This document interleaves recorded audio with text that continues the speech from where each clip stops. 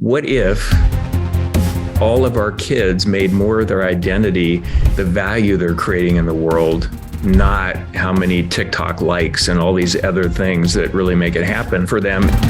The stuff you do and the stuff you teach is just flipping amazing. It's value creation. It's how we make the world a better place. If you made more of your identity the value that you create in the world, why is the world a better place because of you, with real measurable value, that would make a dent.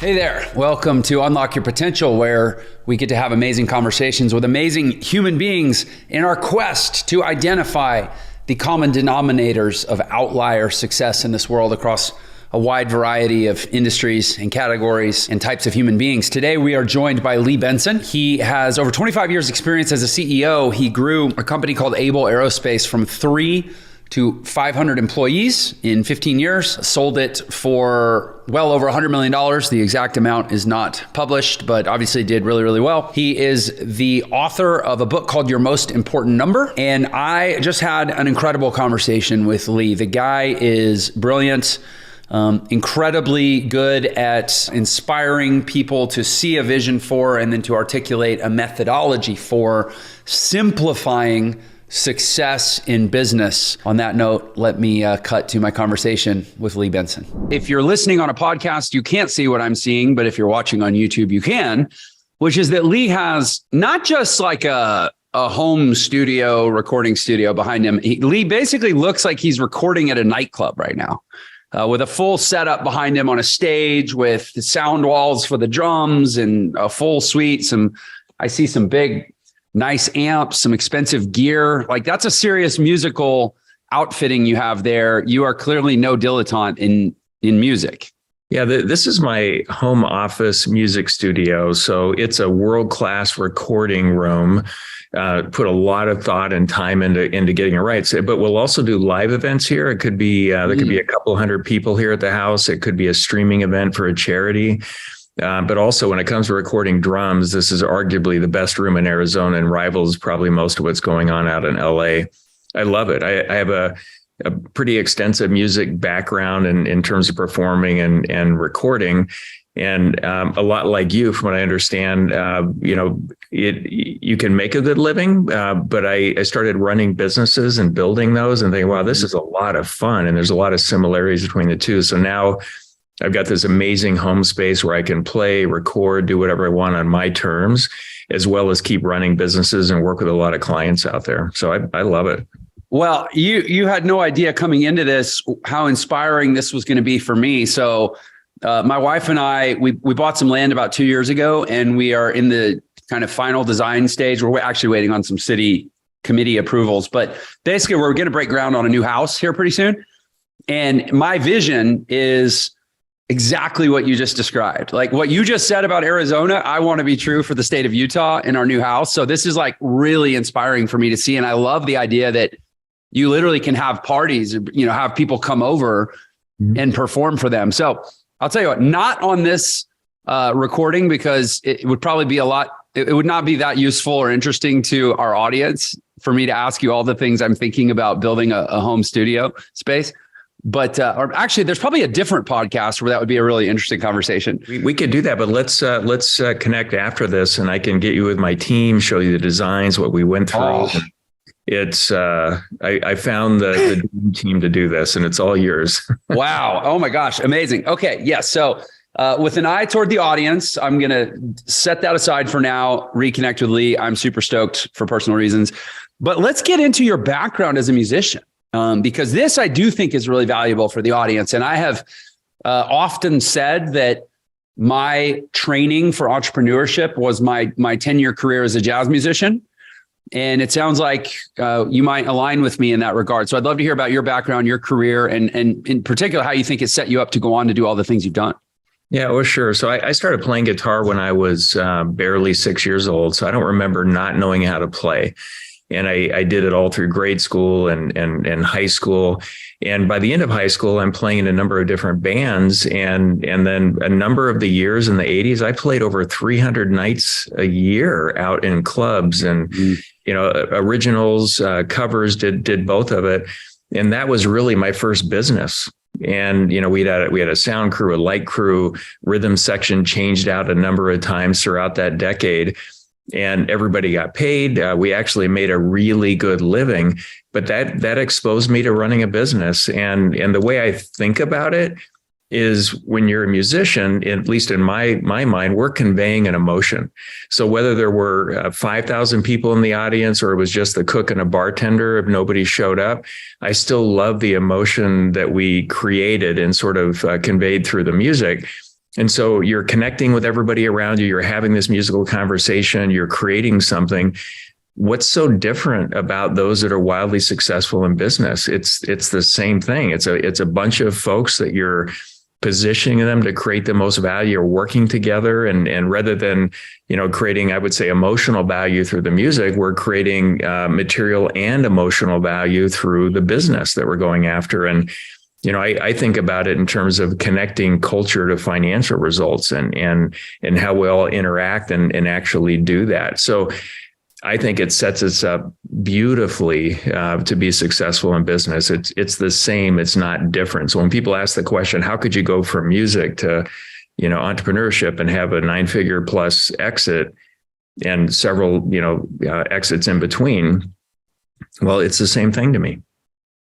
That's so interesting. I very, very often draw what I would call sort of a technical equivalence, or a technical parallel between entrepreneurship and jazz, where there's a certain amount of kind of constraints that are intrinsic to the method or the paradigm. And then within those constraints, you're free to improvise, right? And that's very true to entrepreneurship. But I never really thought about it in terms of the collaboration within a group to create a culture or an emotional experience that your audience, or for purposes of the metaphor, your customers, are essentially invited into. And that it's more than just, it's kind of, it's greater than the sum of its parts. It's more than just the notes and the melody and the rhythm and the harmony and the hook and the chorus and the verse.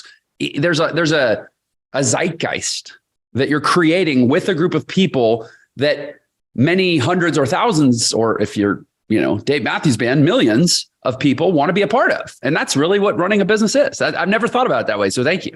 Yeah, I think it really is. And the product is creating value. And I always say, and completely align with this, best value wins. You create enough value, perceived and actual, people will buy the product or service. And the more value you create, the further, faster it goes, the more you grow, and all of it. And I think it's fascinating that if you ask most employees in any type of organization the direct question, how do you create value for your organization? They don't have a very good answer. They'll give you a list and say, well, I do these 4 things or 5 things or whatever it happens to be, but they don't have very good answers. What's your thinking on that? My thinking is that I'm literally writing down right now on my next series of one-on-ones to ask that exact question, because it's funny. I actually was on a coaching call earlier today. And one of the things I was with my business partner, and we have an executive coach, and I was talking about throughout our organization, how I sometimes bump up against what feels like a lack of a certain type of clarity with people around things that you would think would be obvious. And what we happened to be talking about was, one of the things I like to do in leadership in my company is talk to people about their personal goals. Their personal, what is your personal mission statement? I actually like to know, what are people's personal financial goals? Because I think it's really valuable in an organization to have this transparency between, I'm a CEO / owner, right? So between me and the team member, to say, hey, they know that I know what they want for their life.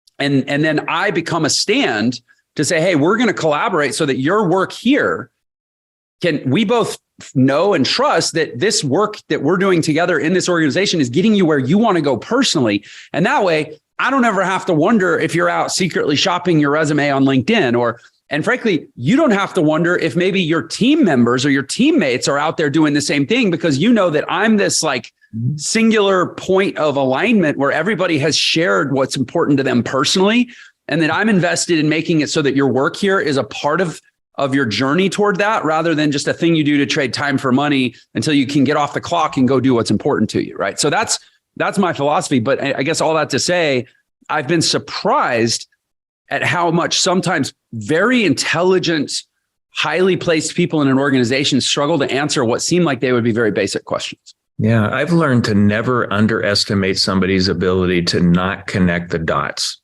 And so what you say, everybody should just know, most can't connect the dots. So we actually have to do it. And, one of the things about this methodology in my book, Your Most Important Number, it's called the MIND methodology, which stands for Most Important Number in Drivers. Every team will have one number that says above all others, they're winning or losing the game, and it will drive the majority of the right behaviors. It has to do those two things. At the top of a for-profit company, it's typically some version of profit or cash flow that's capital intensive. But as you go to every team, they will have a most important number. When it's improved, it accretes up and improves the next one up and ultimately benefits the company. So in organizations that we work with, if you ask a leader, how do you create value for this organization? It's a very powerful answer.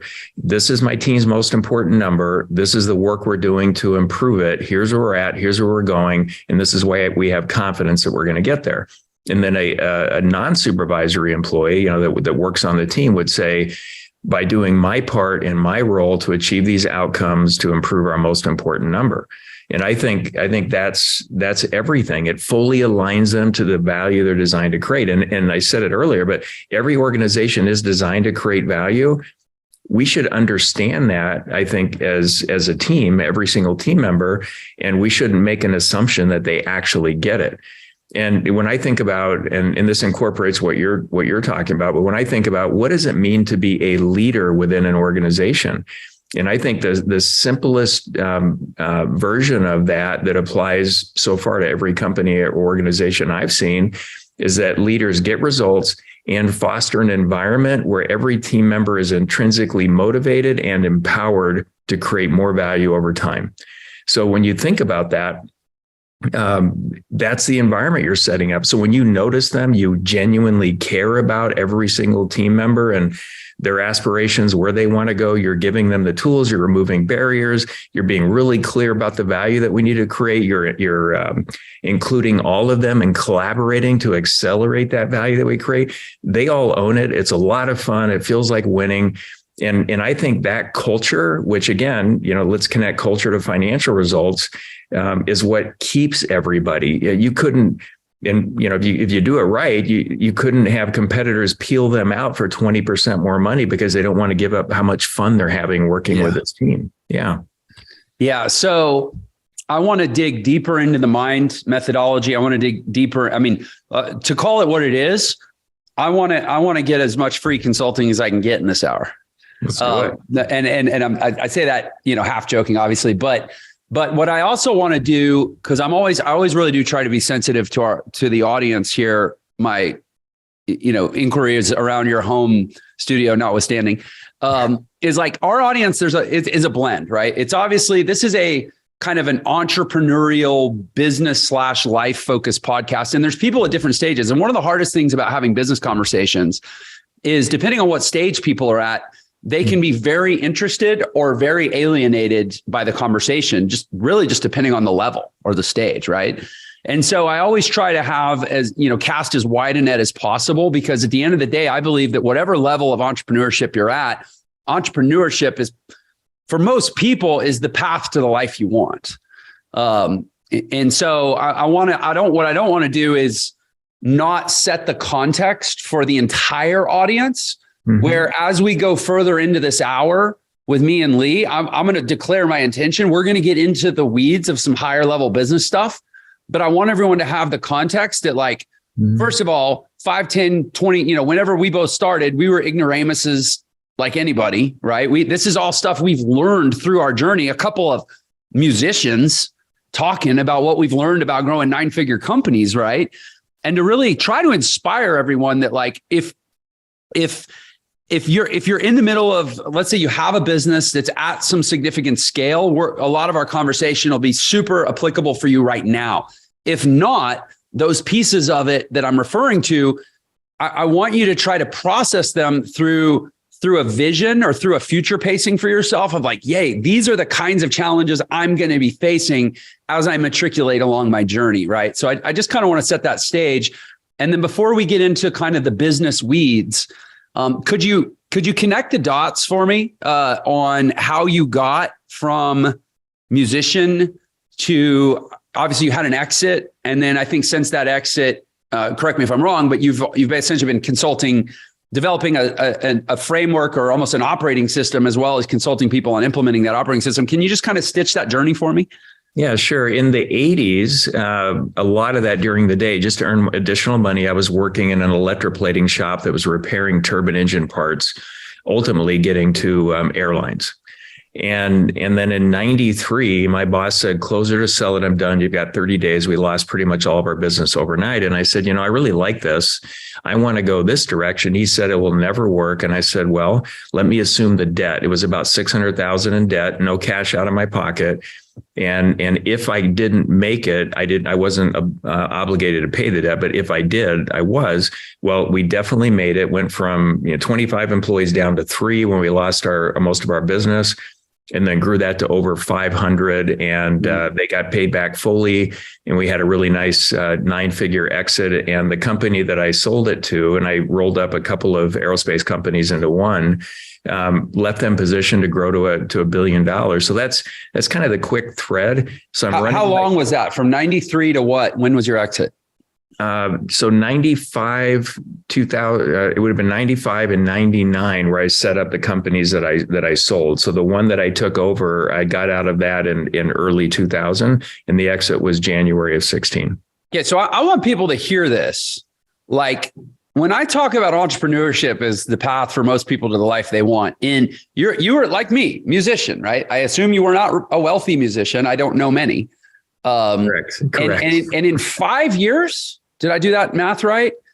No, from here we are from 95 from Able Engineering, which turned into Able Aerospace and Able Systems and Technology, and a couple of others that rolled in when I sold in 16. So, fast forward about 20 years.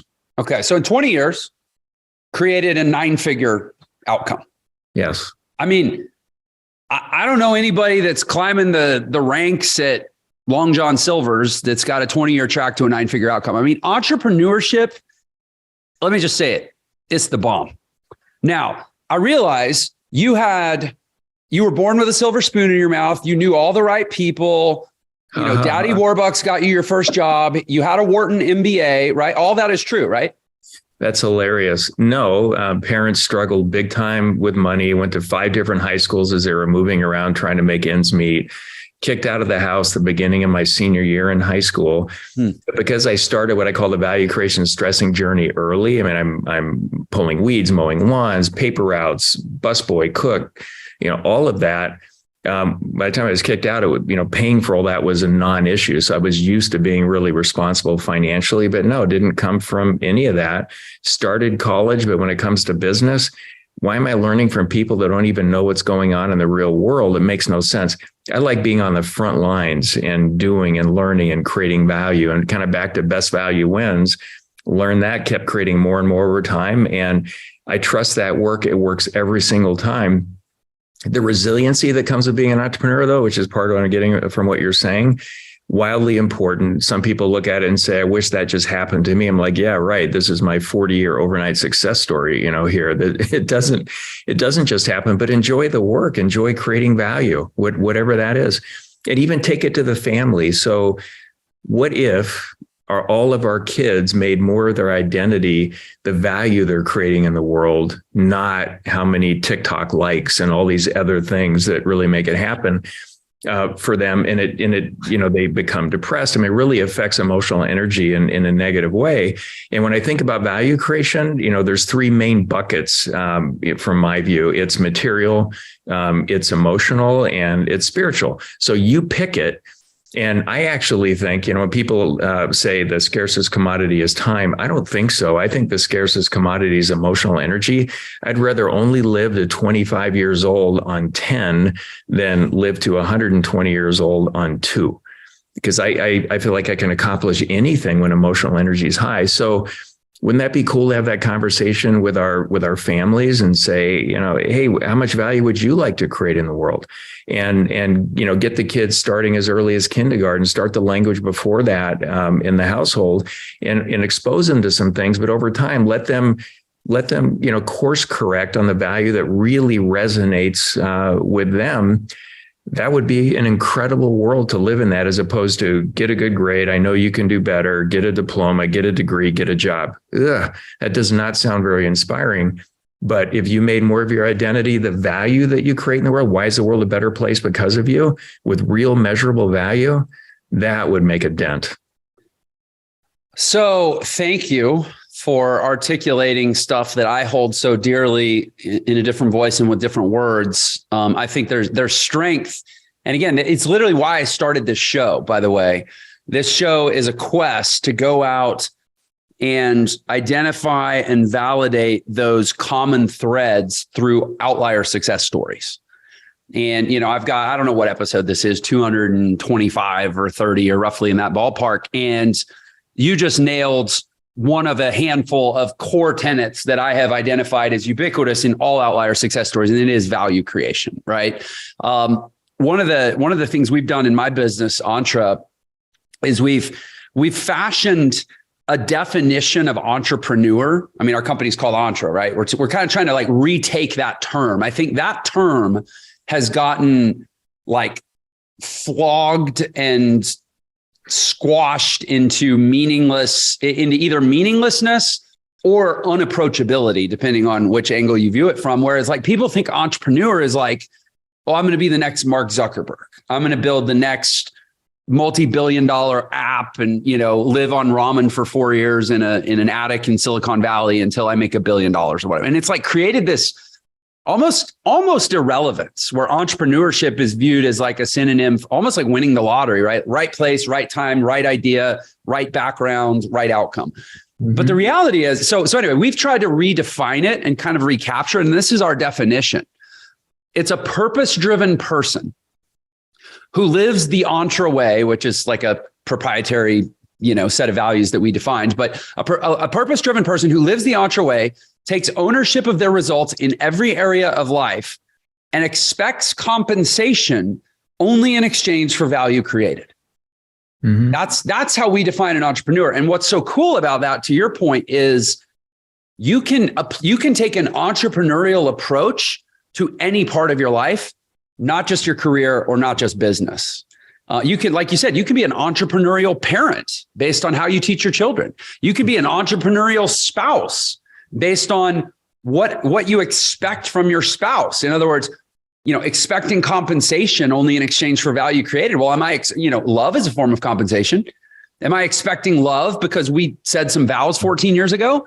Or am I creating value in this relationship that constantly re-enrolls them into the future life that we're building together? It's just a different way of seeing the world. And that's in the category of emotional energy, which is wildly important. And that's one of the things I love about music. It can be such a force for good, for positive emotional energy, but it can also be a force for good for the opposite of that. And I everything you said completely resonates with me. Completely agree. Absolutely love it.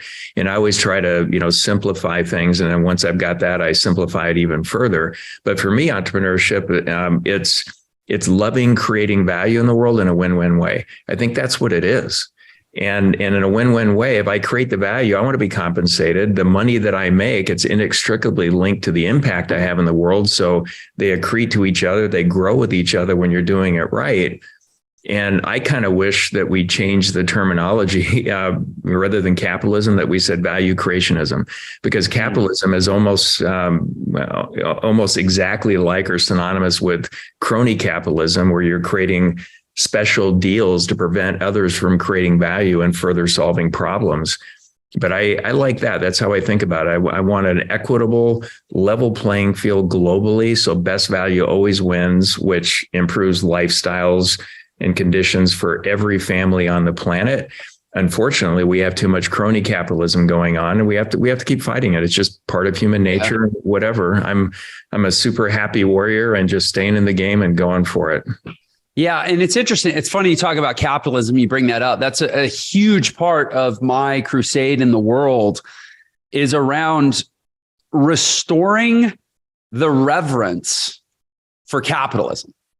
Because frankly, I think entrepreneurs, we love and revere capitalism in the right sense, in the true sense of the way you're describing. But it's actually the vast majority of people that have, have sort of taken this, I don't know, it's almost like a populist view or a populist negative view of capitalism. It's really just based on like inferences and, what some people in the media and some politicians have to say, and maybe what some, person tweets every now and then. It's not like really what the word means is not how it's understood in society. But I like that. If you call it, maybe it needs a new name. It's like that scene at the end of Never Ending Story when they're like, it'll all be fine. The Empress just needs a new name, right? Like maybe we just need a new word for capitalism and we'll heal our civilization. But anyway, that's why I like value creationism. And it's an interesting cultural time on the planet.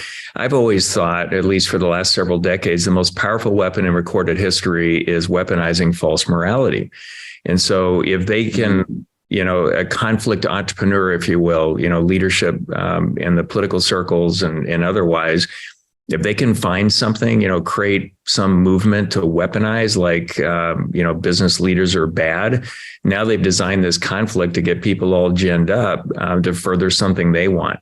And that takes completely away from the good that, capitalism, or as I think of it, value creationism does in the world. We've lifted, billions out of poverty. There's when best value wins and everybody's working on it, everything rises. It's incredible. And then when they say capitalism doesn't work, well, crony capitalism doesn't, but you actually know it works. Those that are saying it, you just want to leverage this to some end that's important to you. At least that's the way it looks to me. And every time I look under the covers, that seems to be the case.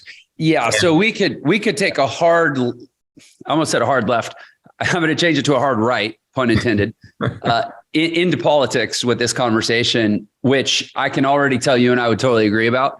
And I'm just going to tell you a resounding amen to what you're saying, because we're like so aligned. I'm literally reading a great book right now it's a parallel biography of Keynes and Hayek, who people don't know, Keynesian economics and the Austrian School of Economics. And it's essentially the origin story of the false pseudo conflict that you're somewhat describing, right? Which is capitalism, a mechanism for empowering governments to control people, or is capitalism a mechanism for empowering the governed to be less controllable? And it depends on which type of capitalism you engage in.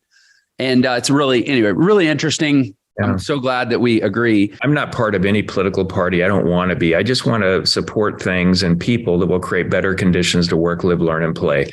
That's all I care about. That's where I go. And I think most politicians globally get it wrong for, unfortunate human nature issues. But I'm going to keep fighting for better conditions for families and communities, because that's the answer to all of the issues that are going on in the world right now. And to be clear, you and I think, agree, because I believe this too. I don't look at entrepreneurial education, which is what I do, and do it in a different way, what you do.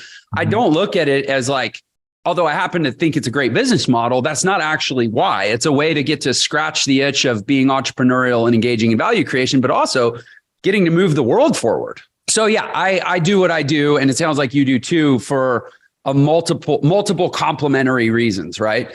So let's go back to, okay, you scale this electroplating company for the aerospace industry.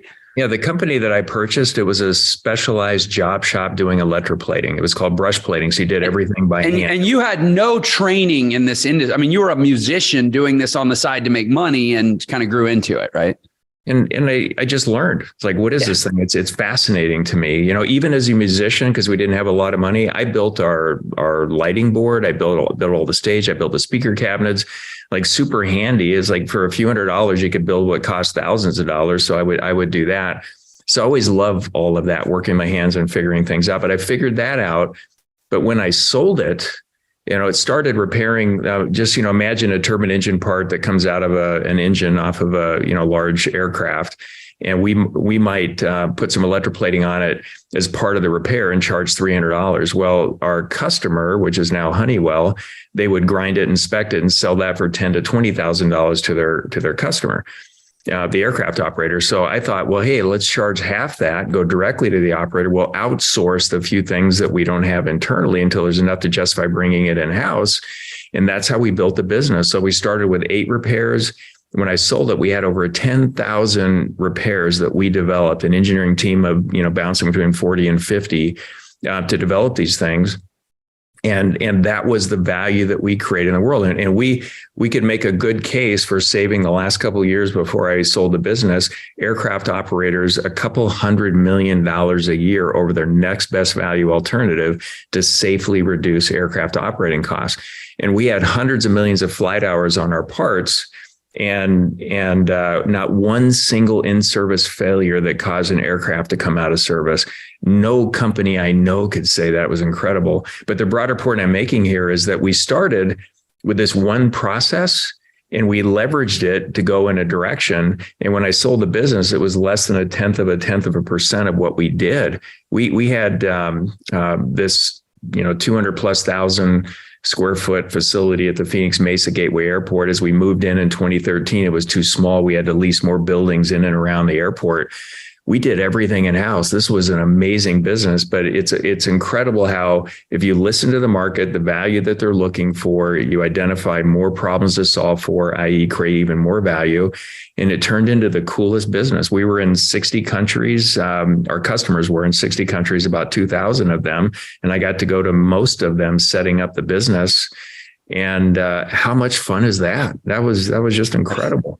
Yeah, it's incredible. And I think that, this will kind of be my last statement before we get into some of the methodology stuff. But, I think for a lot of times people hear that story, maybe they hear my story, they hear successful entrepreneurial stories. And in their mind, there's kind of this idea of like they can't see themselves doing what you just described. Let's say they can't see themselves growing from a little team to, 200,000 square foot facility doing with customers like Honeywell or, Lockheed Martin or whoever, right? Like how.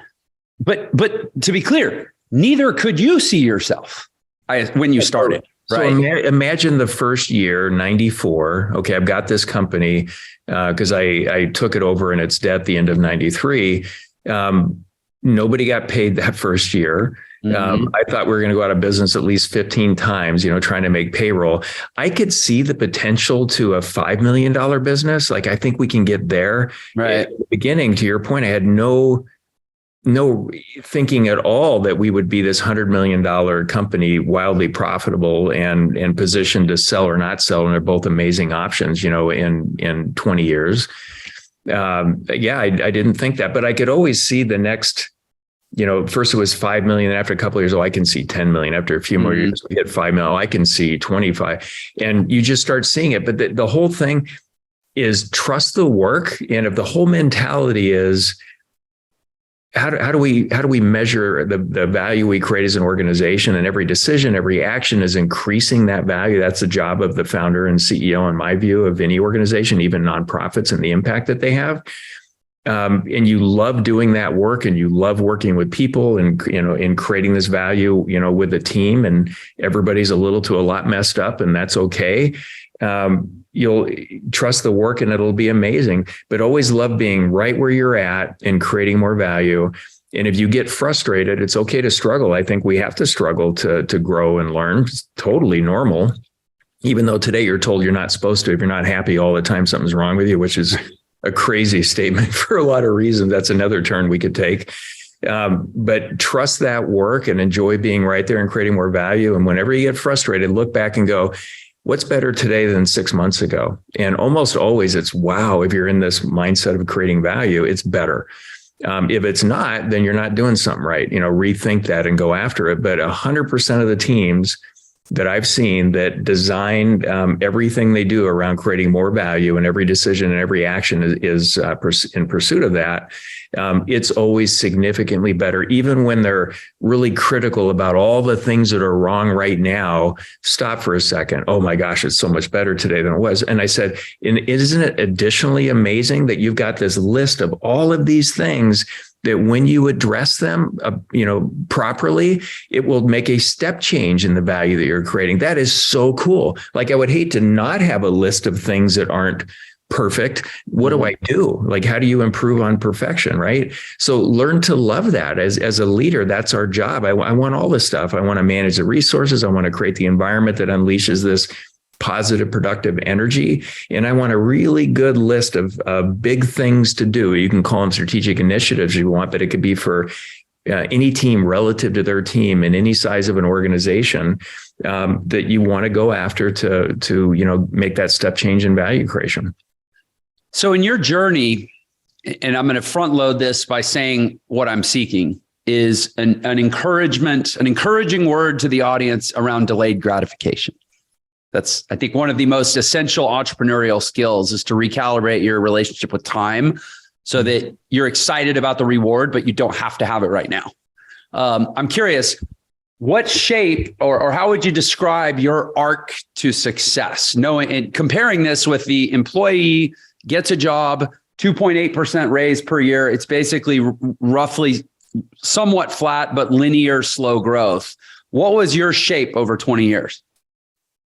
Initially, it was building a foundation. So pretty flat, although relatively speaking, it went up quickly. So, 360,000 the first year in 94, the first full year, and then high 700,000 range. Okay, well, that's not bad. 1.7 million. And then it just kind of kept going. And I feel like we stagnated at around 8.5 million for 2-3 years. And that's when I got really serious about being intentional around our operating system and connecting culture to financial results. And then, it took off. We're at 25, we're at 38, we're at 47. It just started ramping up to about $100 million. And when a lot of the folks internally said, we'd love to sell, here's a strategic buyer. I'm like, okay. And if you want to, we will, because I'd love to go this other direction and take what we're doing out to 1 million companies someday. That would make a huge positive dent in the world from what I want to do. And I did fine, like really well financially before I could have retired, before I sold the company. And an equally good, if not better option would have been keeping the company because of how we were run and the operating methodology and all of it.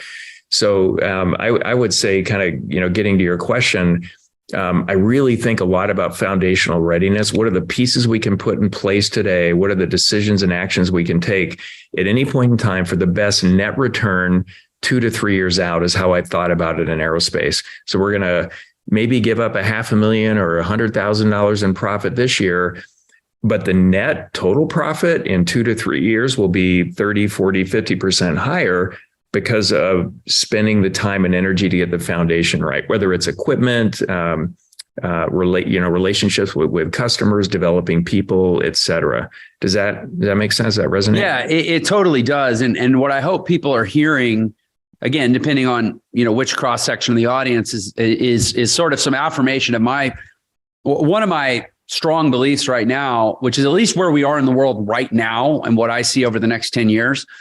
I think building a business is one of most people's only option to stay ahead of inflation. What you just described, 20 years from 300,000 to 100 million. I'm not Rain Man here, but I'm going to guess, you were doing, what was your compounded annualized rate of growth over that 3-year period? The last 15 years were just a hair over 20% compounded annual growth. Yeah. And so the average raise in this country is 2.8%. And we had 12% inflation in the last 12 months. Mm-hmm. Hence my point. You're getting 10% broker every year if you're just getting a standard raise right now. Mm-hmm. But in a business, if somebody offers to sell you an investment that's going to, pay you 20% a year, you need to dig into that investment pretty hard and really understand the risks, because it might be something underneath that they don't want you to know about. But building a business, you can legit grow at 20% a year. And I mean, that's adjusted for industry and trends and all sorts of things. But as a general statement, I just think the upside of business ownership is so good. And I appreciate that you illustrated that so well. So you talked about what you learned and how there was a point where you're like, yeah, if we want to sell, that's great, because then I can take what I've learned and I can go out and spread it across a bunch of other businesses and do some great work in the world. Mm-hmm. Effectively, that's what you've done. So can we use that as a pivot into what it is that you've learned, how you formalize that into your mind methodology and kind of what you've done with it from there and really what you do and how it helps? Yeah, absolutely. We did an amazing job at the aerospace companies. We cascaded goals from the top all the way to the front line. Everybody had a quality, cost, safety, delivery, and culture goal, and they interacted with them regularly. They knew how they created value. It was a little more complex. I'd say complex because I don't believe traditional goal setting stands the test of time, and I'll get to why in a second. So this is amazing. And then I've got dozens of my friends in CEO groups saying, hey, we want to do that too. And one of my businesses back then was a software company I started in 99. So we had software to support all of it. It was great. And I said, sure, I'll talk to your teams. You can use the software. And then after a couple of years, after maybe 3 dozen, 2 are left standing. And I'm like, what happened, guys? And they said, it's not that it didn't work. We didn't have the discipline to drive it. And they actually kind of were embarrassed. They felt bad. They didn't have that drive. So I believe something I've learned, the right leader can make anything work. I think it's unrealistic to expect to fill every leadership position with that right 2 to 3% of leaders that are out there. Right. So in fact, one of the things that kind of messed me up is Jack Welch, former CEO of General Electric. He took notice back in 2008 and said, wow, you have the best business management system I've ever seen. If I had it at GE when I was running it, the results would have been exponentially better. And he said that because he could have followed, positioned, and developed the top 2,000 leaders by himself, using our process. Whereas he said with our 400,000+ employees, the best we could do is position, follow, and develop the top 500, maybe 600 leaders. And with that explanation, and he probably had to sift through a lot of people to find those 500 that were developable. Totally, because they just weren't clear about the value they created. You couldn't see around it like you could see with our software and in our process. But then what I realized is what I was doing worked for me, won't work for that many people out there because they just don't have the discipline to drive. So now let's start on this ultra marathon of what will work for 80% plus of all teams everywhere. And that's evolved in what we call the MIND methodology, which stands for most important number in drivers. And I talked a little bit about it before, where the organization has a most important number. Startups, that number may change 3 or 4 times until they're a going concern, but that's okay. It keeps everybody fully focused. And then as you cascade out any size of company, even if you're a solopreneur and you come up with that number that says above all others you're winning or losing and drives the majority of the right behaviors, that's how you guide your mentors, your consultants, your contractors, and all around you. And I love that I hear from solopreneurs that have adopted the MIND methodology. They read my book, or they heard about it long before the book came out. They said, all we did was change the language, and every decision and action is around improving what's most important. And within a year, our revenue more than doubled and our profits increased more than that. Yay. I mean, all we're doing is just changing the language and the focus going through. So now we have this most important number. And then for every team, what are the categories of work that team should be really good at doing from an evergreen standpoint in terms of leveraging those categories to improve what's most important? So that's the ongoing continuous improvement stuff that's happening. And then how are they making decisions and how aligned are they? And so when I think about alignment, what are all the things one team could do to improve what's most important? Do we agree on that? Yes. Have we racked and stacked it in terms of the ones that will create the most value, so we do them in the right order at the right time? And that's where decisions come in. Are we making decisions to do the right work at the right time in the right order? And then also driving accountability. So the mantra is sort of alignment, decisions, accountability. What percentage of the time are all the team members doing what they said they would do when they said they would do it?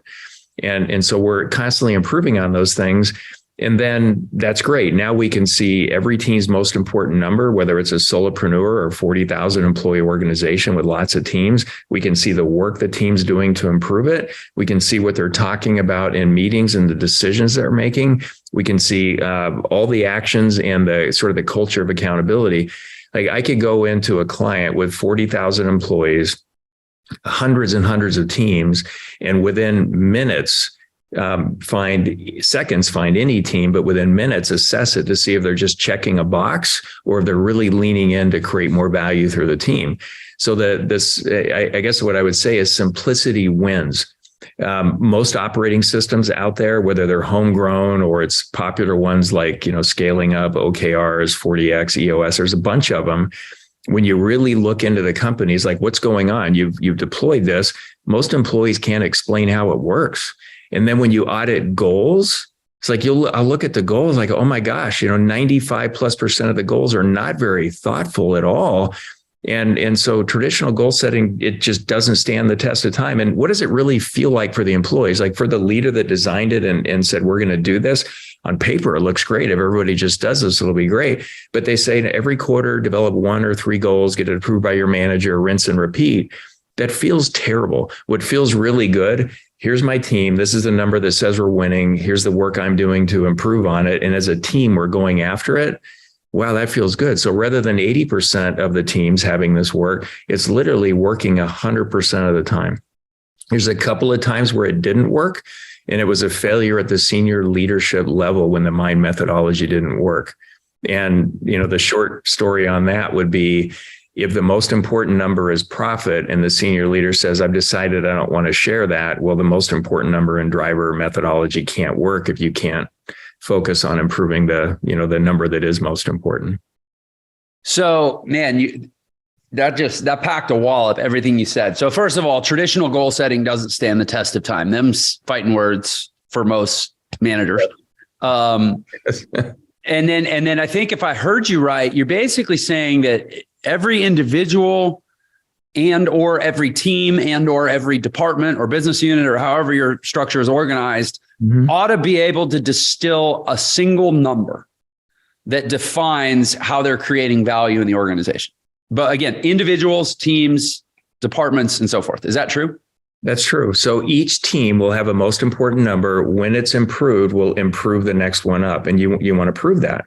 And again, it's worth repeating. Each number has to say above all others, whether you're winning or losing, and drive the majority of the right behaviors. Now, you will have other things that you measure, key performance indicators, measures, whatever you want to call them, but you're only measuring those things to help you make better decisions to improve your most important number. So all of them have it. And most teams we go to work with initially, even at the top, there is an agreement on the most important number. And then I look at all the things that they're measuring and I ask them, how are you using those measures to make better decisions to improve what's most important?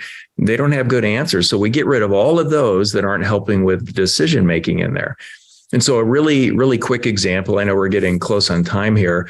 Let's take a function in most organizations, which would be HR.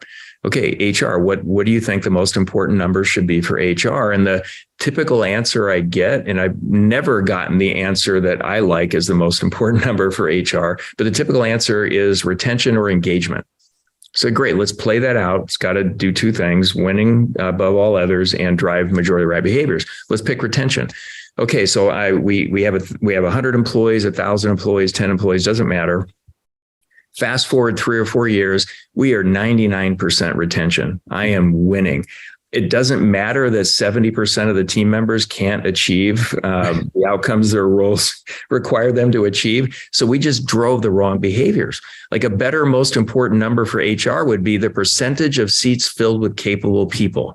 And so once you design the ideal structure of the organization, all of the roles that people will be filling within that structure, and you design 1 to 3, no more than 4 outcome-based responsibilities that are measurable. There may be 30 capabilities that they need, but it's only to achieve those outcomes. And then what percentage of all the team members today are delivering on those outcomes, delivering or over delivering, and what percentage are below? Simple, right? Now it's encouraging all the right behaviors. We're giving leaders the tools they need to develop their best teams. We're changing how we recruit to get people that are more capable coming in the door, fewer slipping through the cracks. That's it. I mean, that is really it. Yeah. Yeah. Well, and I mean, to sort of support your anecdote you just gave, the thing about an organization, especially if you're starting a business, in the early days of a business, as you grow, the capabilities and standards that make somebody the right fit for a role change as the business changes. And so your goal actually is not to retain people. Your goal is to like you said, always have the right person in the seat that's suitable to the stage of the business. And as the business changes stages, somebody that used to be the right fit might not be the right fit anymore. And you don't want to retain them unless they're growing with the business. That's correct. Or they move to some other place where they can still add to the value that we're trying to create. And I've had lots of folks, in building the aerospace company, the senior leadership team changed out over 20 years, at least 5 times. And most of them stayed, went and worked in different roles. And, sometimes we grow faster than people, but it doesn't mean they can't create value. Everyone can create value. And occasionally when it's culturally not the right fit for them, my belief is that we should help them find another job in a place where they are a cultural fit. And we should follow them for at least a year after they leave to make sure everything's cool. And I think that's great. That's a great policy to have. And I did learn that from Jack Welch. I thought that was a great thing. And not doing it cost us, after we started doing it, even the most disgruntled employees, I would put them on my list to follow. And the first couple of calls are yelling at me. I was like, I know it wasn't the right fit. How's it going now? And then within a year or two, they might be back then at an American Airlines, and they're sending us work because we followed them. But if you don't, look at social media and all the negative things they can say. Glassdoor, man. Glassdoor will kill you now. Right. But if we really do care about people and not just saying it because you're supposed to say it, that's what you'll do. Man. So, and the other thing I love about what you said is striving towards simplicity. That, and if I want to make sure I'm understanding your sort of the first principle here, which is that like goals have to constantly be reset. So like you said, EOS, like what are our rocks this quarter, right? And that like every quarter they're new. And that almost creates if I'm sort of interpreting what you're saying, it creates a little bit of like a schizophrenic approach where like every 3 months I have a different priority. It's like I never really got in my groove. And what you're saying is when you get clear on the most important number and driver, it doesn't change over time if it's right. Is that right? Yes. Yeah. So let's think about it as having all the functions in this ideal structure to achieve the main outcome you want in balance. Right. And rather than a bunch of different goals, let's make it really simple. Let's say marketing, sales, operations, customer service. All right.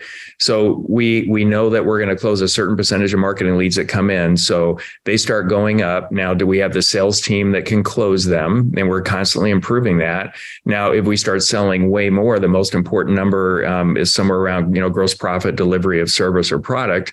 Now we need to improve theirs. But their numbers won't change. So marketing is qualified leads, sales is closing profitable revenue, service or production is going to be product or service, and usually gross margin because we want to deliver this high quality and we want that to grow over time. So their most important numbers don't change. But what does change is the forecast for those numbers. Where are they at? Where are they going? And how are they going to get there? And back it up with a believable set of work that you can prove that you're doing to achieve those numbers.